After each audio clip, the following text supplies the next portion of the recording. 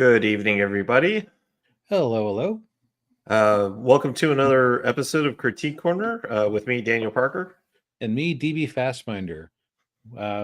What do people think of my new hastily made AI character art? Because I don't know why, but Copilot, no matter how many times I told it to, would not keep giving me a speech balloon. Yeah. It's like, no, I don't have a speech balloon, and then would have an empty speech balloon. And I eventually just settled on this because I needed Yes. something quickly before the show. No, I think it looks good. Yeah. But Yeah. speaking of things thrown together at the last minute, our show. Yes, indeed. I hope everybody out there had a nice Christmas. And of course, post Christmas, hopefully no post Christmas blues for too many people. Yep. Yeah, but yeah. So what we do every week, or well, yeah, in general, yeah, most every week, we review different movies and occasionally TV shows or some other form of media that we've been consuming during the week. Usually something contemporary or current, and then something older or classic, and then one or both of us will have something solo that we feel like talking about. Uh, Yep. yeah, And our objective here is, as always, to help you decide whether the things we have consumed should also be consumed by you. And if indeed, yeah, not, to break down why not in amusing fashion. yes. um, and am I handling the screen sharing duties this week, or Nope, I'm just forgetful because okay? I've been either sick or house sitting for the last few weeks. Uh, So go ahead and shame me if oh, that's if all you right. so That's all right. choose. Yeah, that's okay. Uh, but yeah, so our first review of the night: Hell or High Water. Yes, Hell or High Water, which I kind of chose spontaneously because it looked like a newer movie on Paramount Plus, and this is no longer as much of a concern for me because I now get it through Walmart Plus or whatever they call their subscription service. But I was like, oh, I'm spending $6 a month on Paramount Plus. I feel like we should review something from there every so often. Yeah. Yeah, and I would say it was a good choice. I vaguely remember when this movie came out, but I really didn't think much of it at the time. The only thing that kind of caught my eye were the two lead actors, Jeff Bridges and Chris Pine, which I think this movie came out the same year as the last Star Trek movie. So Pine had a kind of busy year in 2016. All with Paramount. And also, you're the one who pointed out this was written by Taylor Sheridan of Yellowstone and various other fame. Yes, which was surprising to me because I didn't realize he had been around that long, but I guess he had. And but I would say, having known that, though, it definitely fits the story and the plot and everything definitely fits with something he would write. So Yeah, I mean, it looks like this is the second movie that they have on IMDb with him as a writer on. The first one being Sicario from 2015. which is another good movie. I've seen that one, and I didn't know he wrote that one either. Yeah, so it seems like the themes he likes to go for are he does do period pieces too, things like 1883, Yeah, but he seems to like to go for the current state of the West. yeah, yeah. And boy, in this movie, it's kind of a damning portrayal. Yes, it is. Yeah. Yeah, so the movie takes place mainly in kind of northwest-ish Texas. And it follows two brothers, the what are their last names? The Howards.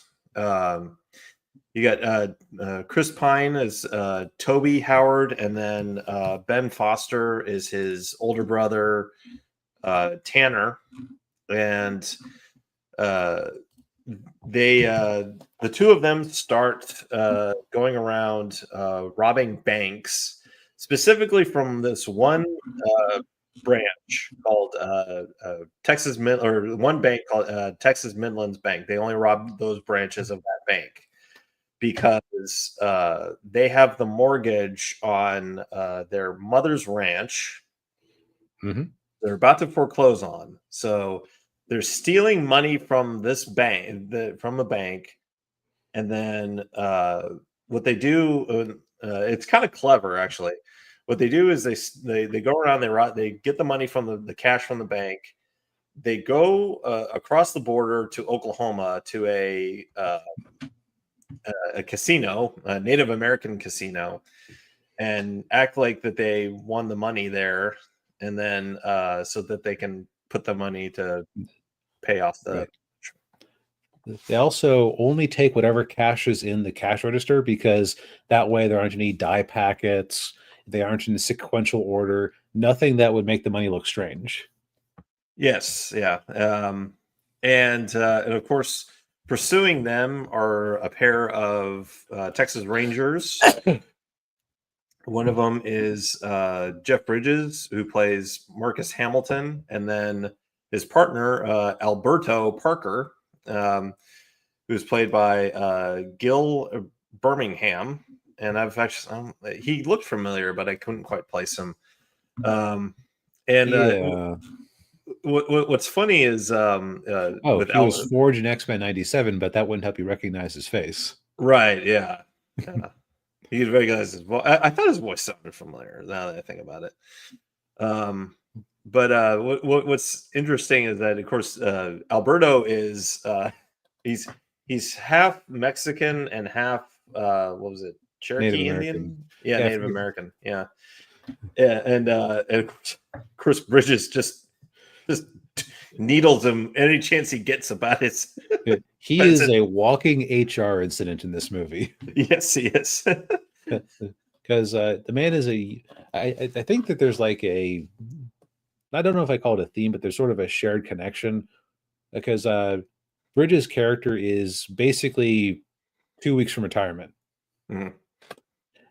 and it's like he's trying to close out on a high note. Chris Pine's character is trying to pay off the farm so he can leave something to his kids. Yeah. Then Tanner Howard just wants to watch the world burn because that's the. It's a weird movie because I I think that if I was supposed to point at a protagonist, it would be Chris Pine's character. Yeah. But at the same time, it's like it's interesting because my initial reaction early on was, "Boy, they're doing a great job of making me hate the main characters." Yeah. Because it very realistically portrays bank robberies. Yeah. Yeah, it's not like something like Heat, for instance, where they just kind of show they just show the robbery. They actually, in this movie, they actually show the after effect of it. Right, like the people with the injuries, or you have the poor sobbing women crying as these two men have guns pulled on them. Yeah. Yeah. I don't know if you recognize the one bank teller. Well, okay, so the one bank teller, she was in like Justified and a whole lot of other movies. Yeah, I immediately recognized her. I think it was Dale Dickey. Dale Dickey, yeah. Yeah, Dale Dickey. She was also apparently in Horizon, which we reviewed earlier this year. But that movie had so many characters, man. Like, Yeah, I couldn't tell you where she was there. but Dale was the cult leader in the women's prison in Justified's fifth season, I want to say. I think that sounds right. Yeah, and then the other bank teller was the young woman. Mhm. She was in Prey. Oh, okay. Yeah, Okay, yeah. Yep, that fits now that you say it. Yep. but So, yeah, yeah, so they got a pretty good cast here. yeah. But yeah, so that's basically the crux of the movie is, them, Toby and Tanner, you know, getting the money, and then Bridges, chasing them down. And a lot of the movie has, there's quite a bit of social commentary in this with regards to Oh yeah. like, with, uh, uh, with banks, and the culture of Texas, and the different groups and everything. Right. The culture of poverty, Yeah, the um like it's just almost it was almost like, okay, I get the point. Every time they were driving around town, it's like there were new and exciting uh, debt agencies that had billboards up. yeah, yeah, and you can see the decay and Hmm. dereliction of the towns. Which, having driven through that part of Texas a couple of times, in the mid to late 2000s, I can kind of attest to that. Yeah. At the same time, uh, character makes reference to a $200 payment, giving her half of her month's mortgage. To which I can only say, cries in Seattle rent in 2024. Yeah. Yeah. Uh, but so I'm gonna I would say that from like a actor and performance perspective, Chris Pine is almost too pretty for this. Yeah. I was thinking that too. He's Although definitely the good brother. yeah, he is. Yeah. They definitely tried to make him look rougher around the edges with like his makeup and his hair and clothes. Yeah, sorry, you can't make that look hard bitten. Yeah, yeah. Um, Jeff Bridges, as always, is a highlight for any movie he's in. Oh yeah. Yeah. Yeah, he definitely epitomized the old school Texas Ranger. Which for those of you who don't know, by the way, I'm referring to the law enforcement agency, not the baseball team. Uh, Yeah, a key point. yeah, yeah. The Texas Rangers, like I said, they're like a law enforcement agency. They just kind of like a floating investigative thing. They whatever statewide issue comes up, they're usually there to investigate. If it's like if it crosses county lines or city lines, they're usually there. And Mhm. for a while, they were actually pretty strict about their physical requirements, in particular their height. They were a bit like modern. They were like modern day women now. They wouldn't take anybody under 6 feet tall. But they relaxed that, because they needed more. They needed more Hispanics in the ranks. So yeah. Which makes sense because you're going to be dealing with people who that dual lingual. I've had a week, but I've had a couple of weeks, folks. Sorry if I slur my words a bit. You need people with that bilingual nature to be able to make things happen sometimes, especially in Yeah. Texas. Oh yeah, yeah. And what I also liked with Alberto was that there are a lot of guys in Texas that were just like him. You look at him and like, oh, kind of dark complexion, guy with a Hispanic name, and like, hi, how you doing? What? Yeah, You meet some guy named it says Jorge Gonzalez. Like, hi, how you doing? I'm George. What? Oh. yeah. George with a J. Yeah, Yeah, yeah. yeah. Um, but yeah, I agree. The performances were really good. Uh, I will say, like, Ben Foster, who plays Tanner. I've seen him in other movies, and he seems to be he's he's kind of like the American version of Sean Bean. he He's every movie I see, I see him in, he always dies. Oh, spoilers there, Daniel. Oh, sorry. Nah. Look, look. We won't say what happened to everybody else. I will say though that boy, when Tanner gets his, I think I would say that was it Taylor? Yeah, Taylor. Excuse me, Toby. So Toby, Chris Pine's yeah. character Toby, he is a if not good man, he is an okay man doing an awful thing for what he believes to be a good purpose. Yeah. Like he's kind of the killdozer mindset. I was reasonable until I was forced to be unreasonable. Yeah. Yeah. And his brother's helping him out because he's an experienced criminal, so he knows how to do all this. But at the same time, Tanner Howard did not need a reason or a justification to go out there and commit crimes. In fact, he kind of ultimately sinks their whole operation through his chaotic evil nature. Yeah, he does. Yeah. Especially in that last bank robbery. Oh yeah. So you don't feel too bad about him.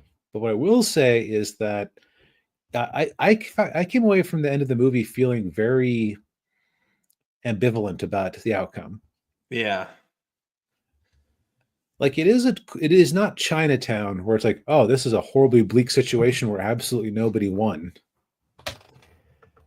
Yeah, it's more like I'm trying to think of a movie where like people came out ahead, but it was like, was it worth it? Yeah, it's a Pyrrhic victory for the people involved, and also some good people died along the way. Yeah. And not necessarily who you'd expect. Right. Yeah.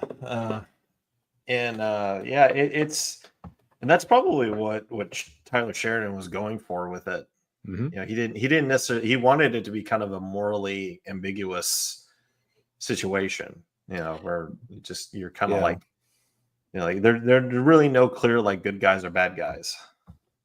Yeah. I mean, Paramount Plus calls it a neo-noir movie, and I would say that definitely applies. Yeah. So it's at the very least, the only movie I can think of that plays in its wheelhouse is No Country for Old Men, which I haven't personally seen, but I'm aware of. I would say it's fairly close to it. The only difference is this movie doesn't have a psychotic assassin going around just viciously murdering people. Right. The closest you have there is Tanner, and he's more, again, chaotic evil rather than lawful evil. Yeah. Yeah. But yeah, I would give this at least a modest recommend. Yeah. Again, if you're the type of person who insists on a happy ending for their stories or a clear ending, you aren't going to like it. If you enjoy this sort of think a little bit and enjoy the atmosphere movie, then go for it. Yeah. Indeed. Yes. Now, I'll be very curious, given who made it, what Daniel thought of this movie, since Mel Gibson, he either makes kind of deep movies or he makes crazy action films. I'm curious where this lands in on that spectrum. Well, in my opinion, I would say more the former rather than the latter. Okay. Although yes, there are some crazy action sequences in this, but it's it's a Vietnam War movie, so it's going to be wild. But this is actually probably one of my favorite war movies, if I'm being honest. I actually saw this with my dad when it came out in the theaters. Saw it a couple of times actually. Yeah, and it was definitely moved. It definitely moved me, and it moved my family quite a bit. It was probably there's one of the few movies made that was I wouldn't say positive about the Vietnam War, but certainly was more more positive towards the soldiers who fought in the war. Right now, did you say which war it was? Vietnam. Vietnam, yeah. Okay, I was going to guess based on the helicopter on the front, but yeah. Well, and actually the helicopters play a huge role in this. So the movie follows it's basically about really the first major battle of the Vietnam War, which took place in the Ia Drang Valley in I believe it was October of 1965, and follows the First Division, 7th Cavalry of the Army, which students of history will probably find that it will be familiar with that. That was General George Armstrong Custer's division, which kind of plays a role in the movie. So in the basically starts off where the cavalry division, which is under the command of Lieutenant Colonel Hal Moore, that's Mel Gibson.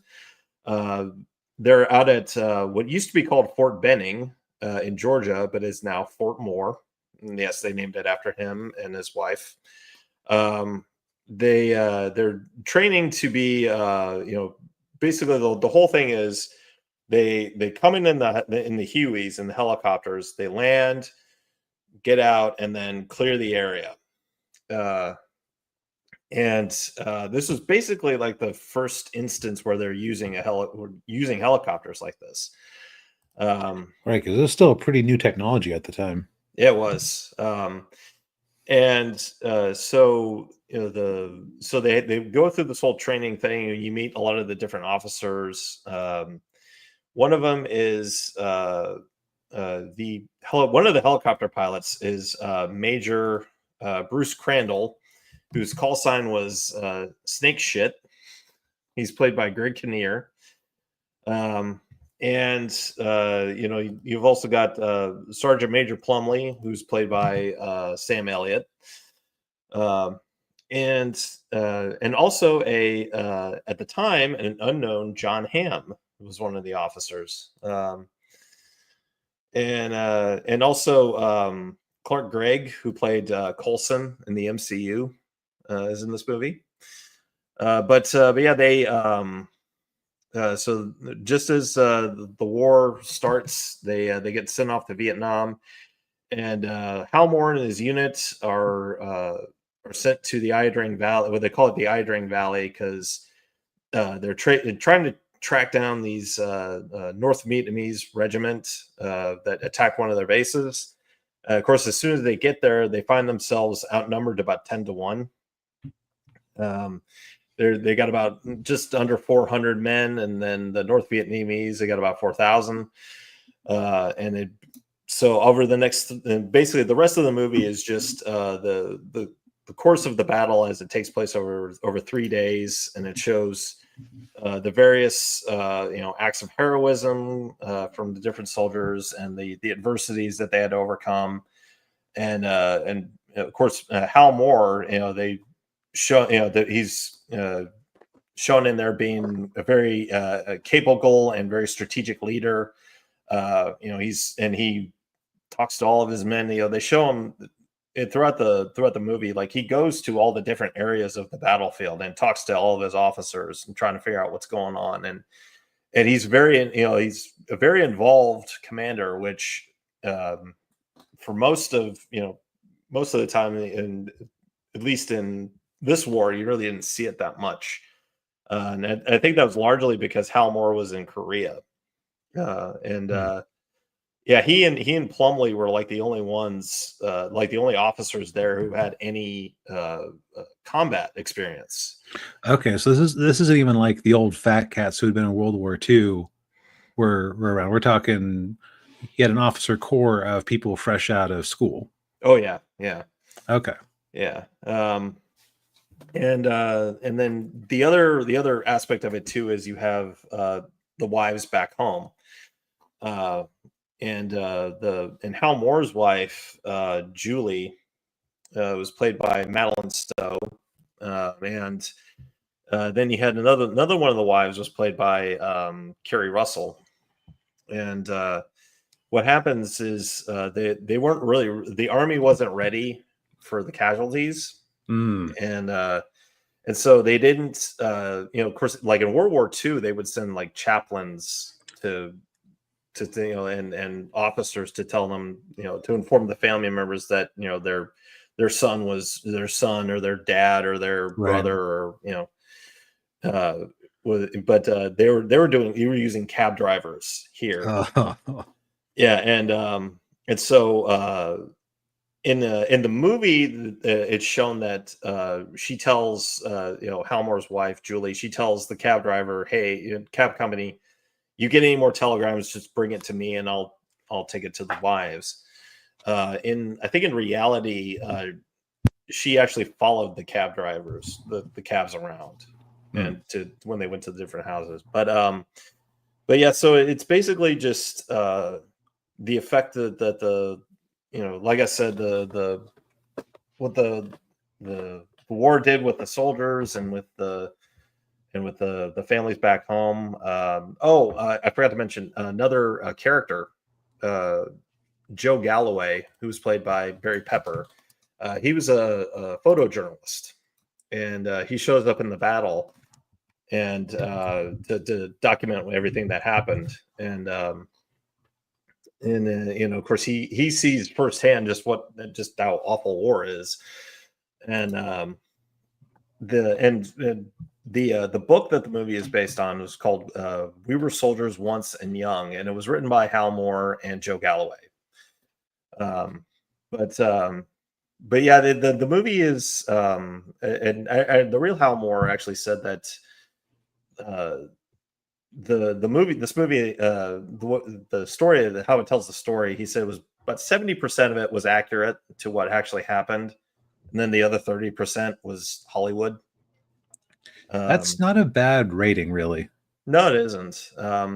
There are a lot of like cheesy cliches that you do see in there that kind of like the cliched war movie things, which like do they have the scene where the guy's looking at the picture of his girl back home and gets shot? Very similar, yes. Yeah. Yeah, well, there is the "Tell My Wife I Love Her." Okay. That's in there. But other than that, I mean, like I said, this is if you can stomach the, it's not quite as bad as like Saving Private Ryan, but if you can take the war violence, I mean, it's definitely worth a watch. It's on Paramount Plus as well, like our previous movie. But yeah, I mean, I think it still holds up even after 20, 24, 25 years since it, or not 20, 22, 23 years since it came out. So yeah, the most of the effects were practical, by the way. Not very much CGI in it. So. Let's hear. When did this come out again? 2002. Okay, so this was just before he got unpersoned from the larger industry. Yeah, it was. Yeah, it was a couple years before. The Passion. Yeah, before the Passion, and before he kind of went on some rants. Yeah. He had a little too much to drink and said some stuff. Yeah, that he really shouldn't have. Yes, yeah. But yeah, I mean, I like I said, give this movie a watch. I think, different. It's also a different perspective on Vietnam, which, like I said, it's not positive on the war; it's positive on the people, on the men who were fighting in it. So. Which is a key distinction. Every war, there's heroism on both sides, and there's monsters on both sides. It's just what's your preponderance of heroes to monsters, and what's the cause? Indeed, yes. And hey, D Rhino, good to see you. Hey, man, like you could theoretically have a heroic movie about the bad guys from World War II if you picked the right battle and the right circumstances. Yeah, yeah. Well, kind of like the movie we watched a couple months ago. Yep, that's true. Sort of. Yeah. Yeah. And I wasn't thinking this when I was setting this up, but that actually makes a perfect segue for my thing of the week. The manga series, The Villainess Stands the Heroes, playing the antagonist to support her faves. Which, boy, that is first off, that is a mouthful of a title, but also, boy, that's a bit of a transition from a serious Vietnam War movie starring Mel Gibson to this nonsense. Which the analytics tell us, whenever I talk about weeb crap, the audience tunes out, but I don't care. I've had a bad couple of weeks on the whole, and I read this, and now you have to hear me talk about it, or you don't. Yes, indeed. So, I got this as a Christmas gift, and what I'm going to say right now is that my one friend must really think I love this concept, because I was going through my backlog and I realized that he had gotten me a similar light novel for Christmas last year too. It's also interesting because it's in the isekai subgenre. Okay, so I'm gonna set the larger what this subgenre is, and then I'll get into the actual specifics of this one, like where it is interesting and where it's not interesting. Yes. Okay, so at this point, we all know isekai has swallowed Japanese culture, probably because a lot of young people don't see a life for themselves in this world, so they imagine, hey, what if I just, woke up somewhere else with superpowers and was amazing? Yeah. Yeah, pretty much. And in the we usually on the occasions we talk about isekai shows at all, we're talking more about the ones that are focused at the teen boy audience or the male audience. So you have things like Rising of the Shield Hero, which, despite its flaws, is still like the Citizen Kane gold standard of isekai shows, which is telling. Yeah. Where it's like, oh, yeah, I'm here in this other world, and I'm going to collect a retinue of cat girls or what have you. But it's like it's a generic RPG thing. The version of that made for women is based on what they call otome novels or otome games, which are basically dating sims that are some sort of pastiche of European nobility. It's like kind of like it's like the people who are into that would really love things like Pride and Prejudice. Yeah, and another one of those would be what was it? My next life as a villainess, all routes lead to doom. Yes, I don't know if that was the first of this series, but it was the first time I became aware of it. Yeah. And I think it must have come significantly earlier than this one, because one of the amusing progressions of the isekai genre as it's become more generic is like, and at first, I remember reading the light novel many years ago for Shield Hero, and I initially gave up on it because I was turned off by the whole gaminess of it. Like, as soon as everybody in that world had a heads-up display, I was like, okay, this is unrealistic. I'm out. Yeah. But like they made the effort. They showed him going to the library, picking up the magical book. They explained the mechanisms that they used to bring him to that world, why he was there, dealt with a little bit of his surprise, and there was always the talk of him eventually getting back. Whereas nowadays, I've literally seen anime where the main character literally wakes up in a new body in the woods somewhere and goes, oh, I must be in some sort of isekai thing. They just move on from there. Oh, jeez. And I make that comparison because where my next life as a villainess, just to bring up that show, because that's the main one I have to compare it to. This is what those characters look like. I just happened to pull it up because these series all have very long mouthfuls of names, so it's Yeah. I had to look up to make sure I got it right. For that one, they made a point that of showing her childhood and her growing up with these people to show how having a nice person instead of an actual villainess changed everybody's lives. Yeah.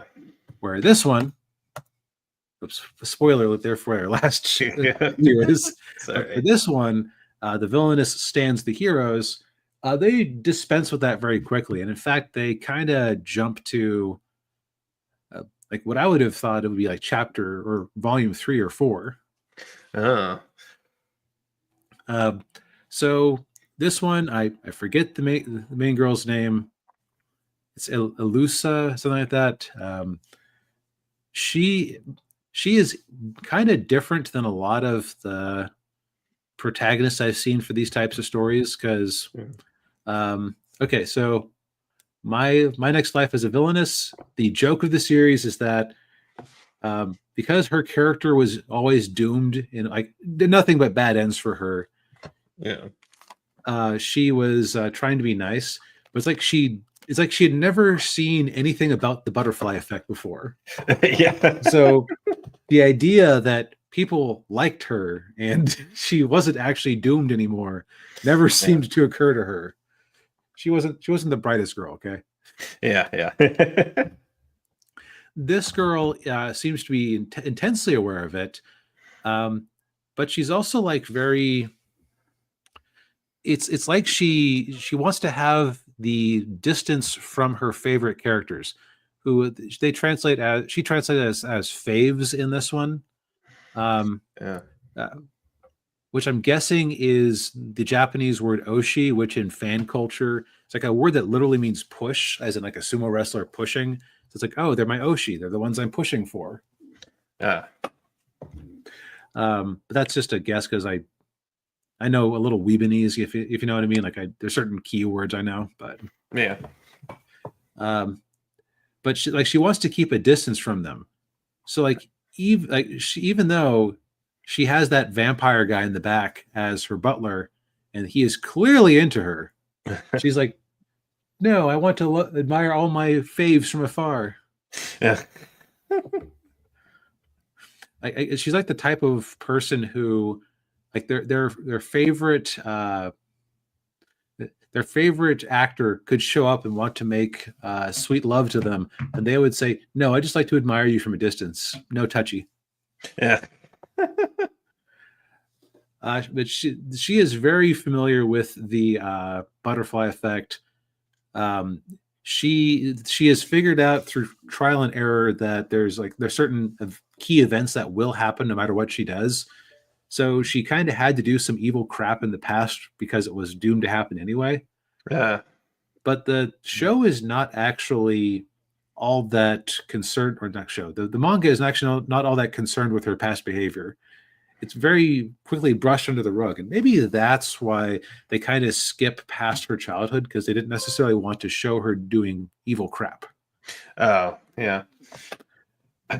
So I'm kind of glad that my friend spontaneously got me 3 volumes of this. I've read 2 so far, because the first volume is almost entirely setup. Because they not only have to set up the quick isekai thing, a bunch of books fell on her when she was at home and she woke up in her favorite game. Oh. They just brush past that very quickly. They have to establish that while she is a villain, because of her charm and her subtle support, the heroes like her. But she and her vampire guy have gone off to a new city to live, where she's been slowly setting up a new life out there. And then she ends up helping another one of her favorite characters. And it's interesting that her favorites don't seem to be based necessarily on any sort of sexual interest, because like there's this bunny woman samurai who she calls one of her faves that she wants to help.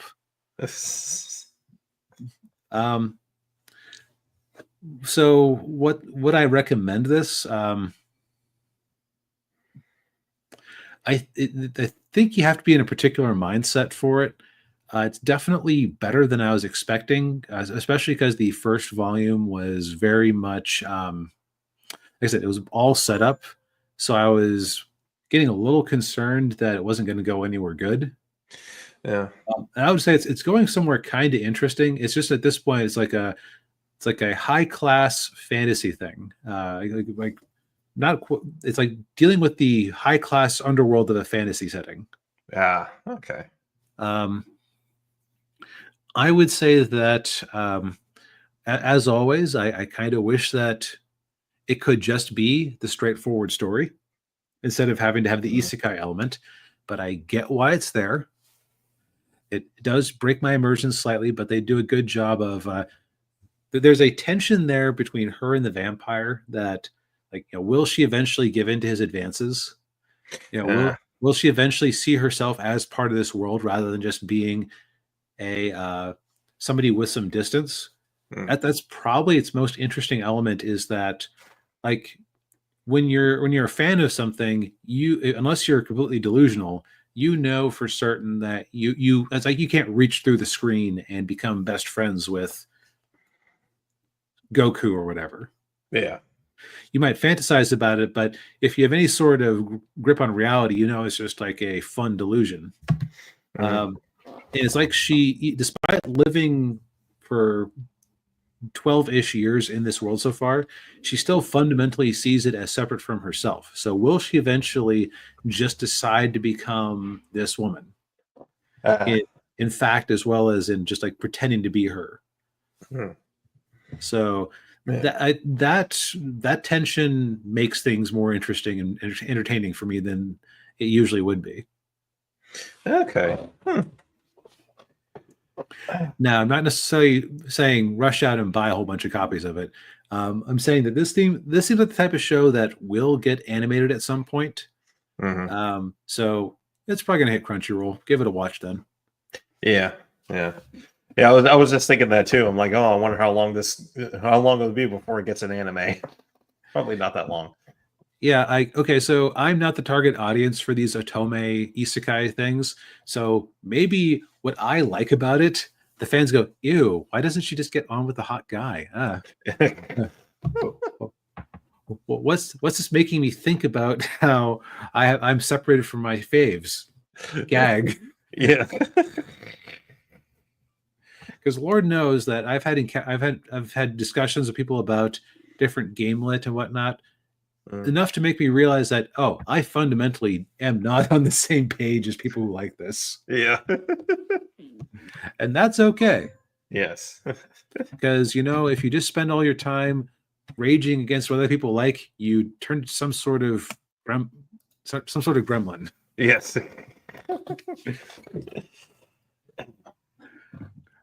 I believe I suggested this one. Yeah, this one's currently on Max, is it? Or yeah, it's on Max. Yeah, that's right. Yeah. This is for me, this is another like classic 80s movie that I didn't watch until recently, maybe like about a year or two ago. And I've never seen it at all, although Gremlins hardly needs an introduction just because of how well known it is at this point. Yeah. Most people, when they see Gizmo there, they're like, it's Gremlins. Yep. Oh, it's a Furby with a nose. Yeah. Or it's Baby Yoda. It's Yoda when he forgot to shave. Yeah. But yeah, so I had never actually seen this before. I think my initial thoughts are I'm kind of glad I didn't see it when I was very young, because this is a strange movie, and I think that there are a lot of scenes that would have terrified me and would have definitely terrified my little sister. So the movie would have probably been shut off partway through. Yeah, definitely with me too. I don't think my parents would have let me watch this when I was a kid, even though it's PG.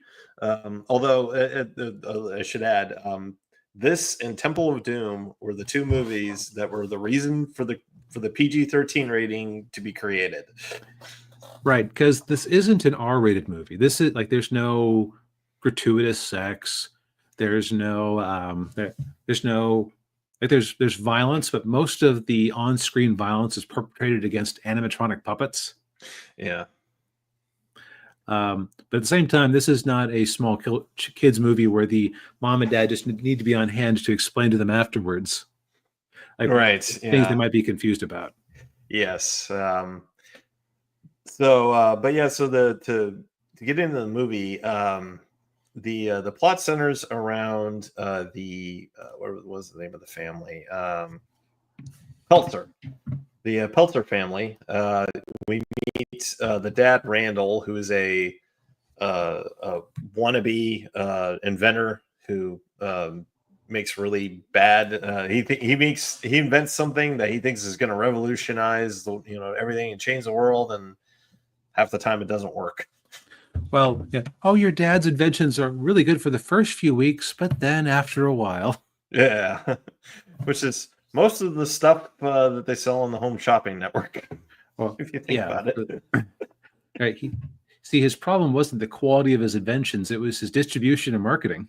right? Yeah, but yeah, the movie starts off where he's in Chinatown, and he stops into this kind of mythical looking store with a whole bunch of exotic items, and then as he's looking through, he finds a creature called a mogwai, and he wants to buy it for $200, and the old man says no, it's not for sale. Owning a mogwai is comes with a lot of responsibility. But then his grandson's like, no, I'll sell it to you. Yeah, whatever. I'll take your money, Waylo. Yeah. And so then Randall, he goes back home, and of course it takes place during Christmas, and so the Mogwai is an early Christmas present for his son Billy, who's played by the actor Zach Galligan, and of course as he's got a little gizmo there. We find out the three most important rules about owning a Mogwai. Number one, they don't like bright lights, and you need to keep them out of the sun. Two was don't get them wet. Don't get water on them. Which kind of bothered me. It's like I don't even think they can drink water, which doesn't make any sense. Yeah, I have some theories about where they came up with this. And then, of course, rule 3: don't feed them after midnight. Which again doesn't make sense because, like, okay, well, what do you mean after midnight? And what time zone are you referring to there? Yeah, like, is it when is when the sun comes up? Is it? Yeah, Is that when the resets again? yeah. I will say this is a movie that you can't necessarily think too deeply about certain details. Yeah. So I'll just give an example here. So when they open up the Christmas gift, and there's little Gizmo, the cute gremlin. He's clearly saying words in English. Yeah. Even if it's in a high-pitched voice, voiced by Howie Mandel of all people, apparently. Yeah, that took me by surprise. Yeah. Yeah, that was kind of random. Yeah. But like bright light, bright light. Yeah. And he's and it's like you would okay. Maybe this is just me. Maybe this is just because I have a lifelong interest in biology and the natural world, and I always think it's cool when I find out about new creatures. Like there's this Southeast Asian creature called the binturong, which is like it looks like a half bear, half cat, and its pee smells like microwave popcorn. Wow. Maybe I'm just because I know so much about these random creatures. I would be very weirded out if I was given as a gift an animal that I had no concept of what it was before that came with a bunch of weird mystic rules. Yeah. Like what is this thing that's saying human words? But I guess if I just like accept that it's a movie and the movie has to happen, I guess it isn't that much weirder than if you got like a slow loris as a pet or something. Yeah. Um, Also, I had never really seen this. I hadn't seen this movie before. I don't Yeah. think I'd ever seen any scenes with Gizmo himself.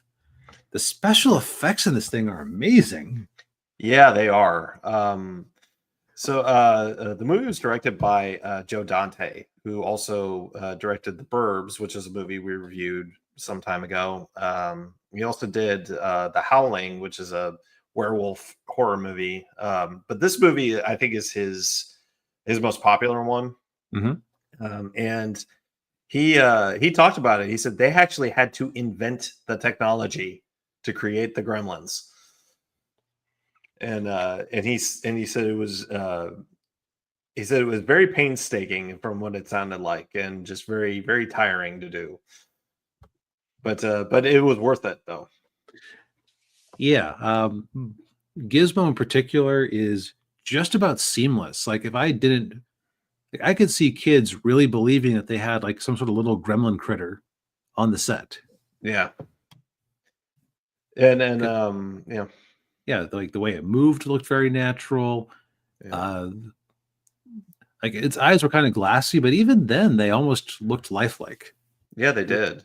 Yeah, Yeah, yeah, it's I'm just impressed all around. yeah.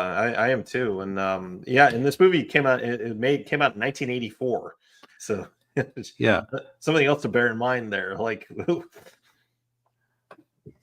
um, but and so but as the movie kind of progresses, then we find out that Billy works, he's a teller at the town bank, and the bank is basically run by the very mean Mrs. Deagle, um, who wants to do very bad things to Billy's dog. yeah. That's the other thing that's kind of interesting about it is it's not even so much that like horrific things happen once gremlins start turning evil. There's just a lot of human cruelty that you might have to explain to a small kid. Yeah, yeah. And of course, and you've got the love interest in the movie, who also works at the bank. Her name's Kate, and she's played by Phoebe Cates, who I believe it was the year before this movie came out. She was in Fast Times at Ridgemont High. Boy, She's that's a transition of roles, considering that like she was she the one who crawled out of the pool? Yes, yeah, that's right. Yeah, that is boy, that is a shift. Yeah, it is. um, and a little factoid about her: she's married to Kevin Kline. Huh. Okay. Yeah. Good Um, on them. yeah. But yeah, then of course, and during the course of the movie, we find out why the three rules are in place for the Mogwai, because the, uh, there's a kid in the movie. I'm trying to remember the kid, Pete, who's played by Corey Feldman. He accidentally gets Gizmo wet, and then he starts sprouting out other Mogwai. Yeah, they asexually reproduce, and Yeah, then if you feed them after midnight, they they turn into a cocoon and pop out as evil green versions of themselves. yes. Although to be fair, they were kind of bad even before they got fed after midnight and popped out of the Yeah, cocoon. yeah. Gizmo's the good one, and Yeah, all the ones that he sprouted off were just bad eggs, I guess. right. Yeah, and yeah, and they're led by Stripe, and Stripe's a jerk. Yes, and also helpfully, he has a white mohawk of hair so on his head, so you can always tell who he is. Right. Yeah. He's the leader, basically. Mhm. Yeah, Um, and another little fact what Joe Dante dropped about the movie. Originally, Gizmo was supposed to be the villain, but it was Steven Spielberg, who was the producer on the movie. It was actually his idea to make Gizmo like the hero's pal, and then they created Stripe to be the villain. yeah, that was a good choice because Gizmo is a little cutie pie, honestly. Mhm. And having him actually go evil, I think that might have actually tilted this into being an R. Like, Yeah. but might have tilted the rating board a bit too much for the movie's own good, because having Gizmo there as his buddy, as his ally, does soften the movie a bit. Yeah. Yeah, it does. Yeah. Yeah, It and would also set the wrong message, because if the whole thing is that the gremlins aren't necessarily bad, you just have to use them responsibly. If yeah. Gizmo himself was ruined at the end, then that would I would think that would work against the movie's theme. Yes, I do too. Yeah. Um, and so then once all the gremlins, they change into their evil form, their evil, nasty looking forms. Uh, Stripe ends up going to the school pool and he dunks himself. He cannonballs in there and makes more, and just they proceed to destroy the town. Yep, it's up to our heroes to stop them. Yes. So I don't necessarily think we need to go over all of the moments in this one. I think that this one Yeah. bears watching if you haven't yet. It's a cult classic for a reason, Yes. or Yeah. just a classic. Yeah. Um, this movie is kind of a good example of a. You mentioned that this was really hard on them to make on the set because they're having to invent the technology as they went. Yeah. This movie, I feel like, has a lot of remnants of previous drafts or Mhm. things that were tried and then abandoned. Yeah. It's full of a lot of details that aren't strictly necessary, but give it more flavor and intrigue. Like Mhm. um, like the dad inventor character, largely irrelevant to the plot. Yeah, because he brings Gizmo home, and then he's off on business trips. Right? He's out trying to sell his crap, Yeah. and and also his poor son, because he is a useless layabout who invents all day but can't actually get anything going. His son is having to support the family with his bank teller's salary. Yeah, and which and you come to find out he really doesn't like doing that job. He actually likes he wants to be a cartoonist. Right, which never really comes up, does it?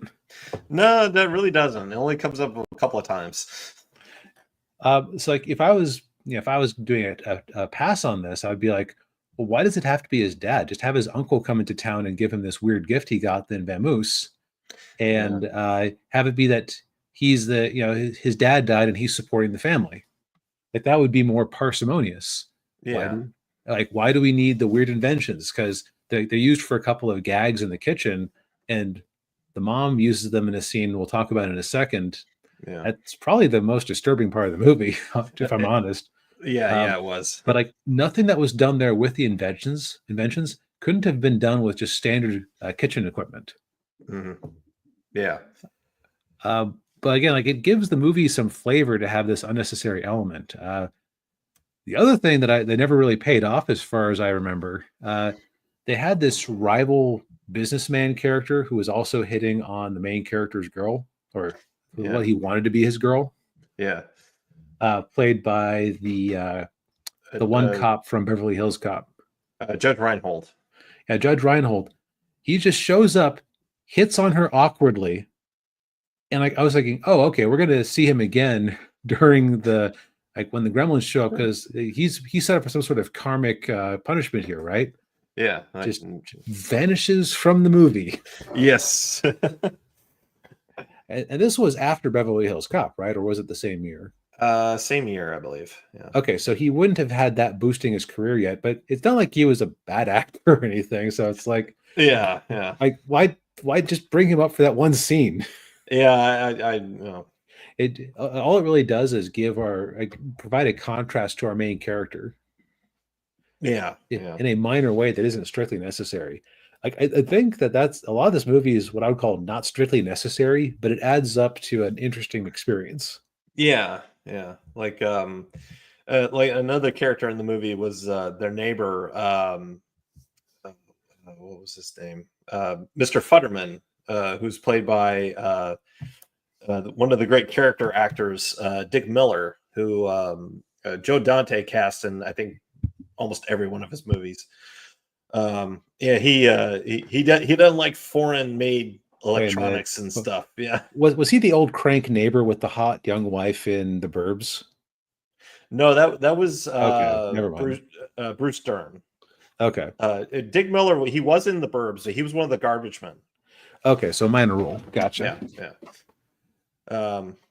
But yeah, he talks about Gremlins being in all the, the Gremlins are in the TV, the Japanese TVs. They got all the Gremlins in there. We should have bought an American TV. Yeah. Only buy an American car, you put all the Gremlins in the cars. Yeah, kind of a crazy crank. Yeah. It's almost like the reason he's in the movie is so that the word Gremlins appears in the film. Yeah. It kind of reminds me of the problem in Guardians of the Galaxy, where it's like, I know this isn't the actual line, but it's basically towards the end. What are you guys, some sort of Guardians of the Galaxy?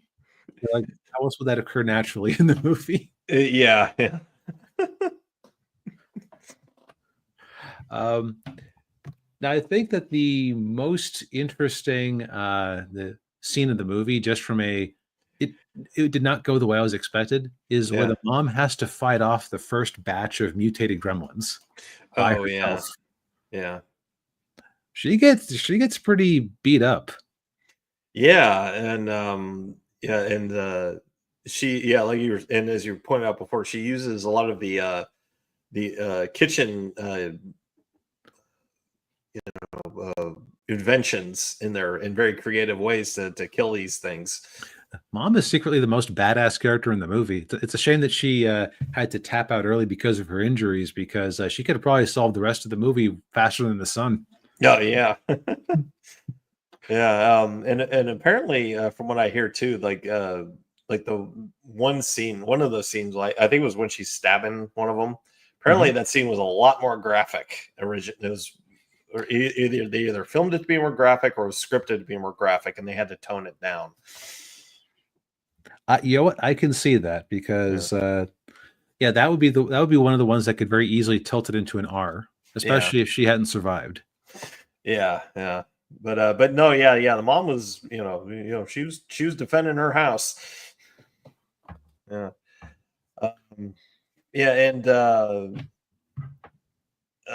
so like you were speaking about comeuppance. Like, there are a couple of characters in there that are really mean, that do get their comeuppance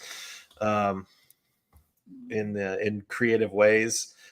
And the other thing too that got me was that you talked about how Gizmo, like, he's clearly saying words. Stripe is clearly saying words too.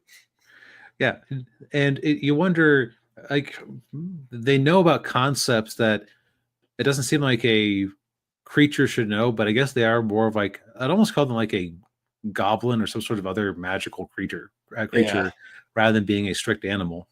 Yeah, because there's a scene. The scene in there where they're all at the movie theater watching Snow White and the Seven Dwarfs. Yeah, and well, for that matter, the bar scene where all the different, like, you were telling me that scene took weeks to film, and that was the last thing they shot. Yeah, but they just had all the gremlins, all the evil gremlin models that they had built, in all these different costumes, doing all these different gags, like just whatever they could come up with, they were throwing it at the wall. Yeah. Yeah, they had, like, there's a Flasher gremlin and a Frank Sinatra gremlin, and yeah. There's also this weird plot line where it's almost like in order to justify the girlfriend having two jobs, like the job at the bank where she knows the guy, the main character, but also having the job at the bar so that the gremlins can show up and accost her at the bar. Like, they had this weird plot line where she's working for free at this bar that they're trying to get turned into a local historical landmark because it's on the not the fritz, it's on the downslide, and it's like, why do you care about this bar so much? Yeah. Like, I don't think they quite adequately explained, to at least not to my satisfaction, why this particular bar was worth saving so much. No, they didn't. Yeah, especially when you had the owner who has a failing bar talking about giving away free drinks. Like, yeah. Yeah. And of course there's a kind of I won't mention it with her, but there's a moment in there that's kind of like a real goofy, you know, it's supposed to be like a very serious, like, you know, character developing tear jerking moment, but it just comes across as really like silly. And yeah, it's because this is the uh, this is like the only really Christmassy element of the movie is her talking about how her dad died, pretending to be Santa Claus and going down the tree. Like he fell and broke his neck. We Yeah, found him days later in the chimney. yeah. Yeah, it's just like, what? Uh, speaking of which, we did a poll on my Twitter account. It was 7-1 that this is in fact a Christmas movie. Mm. I think I have to still disagree against democracy in this case. This is a movie that takes place at Christmas, but I feel like if you could have easily written Christmas out of it, Yeah. like if it had been his birthday in February during a bad winter, and he got a Mogwai for his birthday, that wouldn't have been a huge change to the plot. Yeah, I tend to agree with that. Yeah, it's the bar seems to be very low for what is considered a Christmas movie these days. It's just like it just takes place at Christmas. Oh, okay. So I guess First Blood is a Christmas movie because that takes place during Christmas. Oh, what else takes place? There is an extended scene in Goodfellas that takes place at Christmas. So I guess Goodfellas is a Christmas movie now. Yeah, a movie I reviewed a couple of months ago with Chuck Norris, Invasion USA. That takes place during Christmas. I guess that's a Christmas movie. Yeah. Yeah. Oh, and you know what else? If the bar is that low, Jurassic Park is a 2D animated movie because of that scene with the DNA guy. Yeah. Yeah. We have to have a tier system for what is for Right. different Christmas movies, I think. Right. I think it's also just because honestly, people on the internet like to argue about pedantic stuff just to amuse themselves. It's like the Yeah. whole remember a few years back when is a hot dog a sandwich? The big thing. Well, if a Yeah. hot dog is a sandwich, is a taco a sandwich? Is Pop Tart a sandwich? Yeah. And the answer is to be a sandwich, you have to have two distinct pieces of bread or other material with a thing sandwiched between them. So a Yes. hot dog, because it is a single bun, is not a sandwich. Right. Yes. And yes, burgers are technically a sandwich. And guess what? Nobody cares about this because we're not terminally online people arguing about pedantic stuff. We're terminally online people making a podcast about it. Yes. But we are not the same. Yeah. All right. So I would think overall, it's a very chaotic, messy movie, which again just makes it more interesting than something that is strictly efficient. Yeah. Yeah. Also, Yeah. shout out to Frank Welker for being the evil Gremlins. He's probably the all-time great voice actor. Yeah. For those who probably don't know, you could hear him as the voice of Megatron in Transformers, Generation One Transformers. I'm trying to think what else. He was, He's Nibbler in Futurama. He yeah, is Freddy on Scooby Doo. yeah, The guy has a body of work that goes from the late Looney Tunes era to I believe he's still with us because I yeah, would have heard if he died, and I think he is still doing occasional stuff. yeah, yeah. He was also what else? What was it? Oh, he was Dr. Claw in That's right, Inspector Gadget. and I think he was the dog too. Yeah, yeah. But yeah, legendary voice actor. Yeah, Yes. he was really good as Stripe and the other evil gremlins. Yep. Gun. Yeah, yeah. It's the violence is like weirdly comical. I think that's what also saves us from an R rating. Yeah, Like, it's just like it's in places it's serious, in other places it's like a Looney Tunes cartoon if there were real life consequences for the violence. yeah, yeah. Yeah, if you haven't given it a watch, at least a solid recommend. Yes. it's at least interesting, even if you Yeah. don't necessarily love it. Because I won't say this is one of my favorite movies, but it's one I'm glad I finally saw, Yeah. Yeah. Yeah. I'm glad I did too. And then it's good on repeat viewing too, I will say. which is Uh, always a plus. yeah. Well, I think we've said all we needed to say for tonight. Indeed. So, all of you listeners out there in internet radio land, give us a subscribe, give us a follow on Twitter, give us the give a like on the video, Yeah. hit that bell notification. Send Daniel pot brownies. He loves those. Yes. Absolutely not something I'm making up off the top of my head to fill Yeah. space because I'm tired, but Well, maybe not because Prop 3 didn't pass in Florida. oh, So, that's right. So yeah. definitely don't send him that because that would get him in trouble. Yeah. But yeah, and as I said, I hope everybody had a Merry Christmas, and I hope you all have a Happy New Year. Obviously, this is the last show for 2024. Yeah. So, The year we beat 100 subs and then some. yes, indeed. And hopefully in 2025, we'll beat 200. Also, if roughly 880 of you wanted to suddenly dogpile in and review, we would then have to watch and review the Acolyte Season 1, but Mhm. it seems like we've been saved that particular fate. Yes, yeah. um, but All right, we'll just have to actually watch good things. yes, indeed, yeah. Save us the brain damage. Um, but Indeed. uh, but yeah, we'll see you all in 2025. Good Everybody. time to be alive, Yeah, 2025. indeed. Not everyone.